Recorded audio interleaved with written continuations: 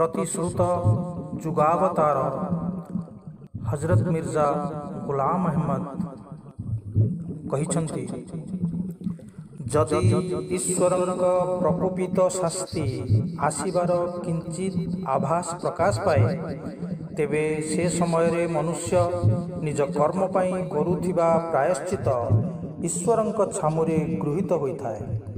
सेथिपाई मु बारंबार कहि आसुछि जे वर्तमान संसार रे एही दैविकृत शास्तिर केवल आरंभ मात्र देखा देछि।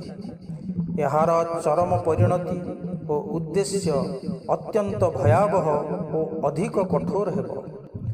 सुतरां आजिकाली विशेष भाव में अनुभूत हेउथिबा एही अभूतपूर्व विनाश लीलार घड़ीसंधि मुहूर्त यथा पूर्वरु प्रभु परमात्मा आड़कू निज मन लगांतु।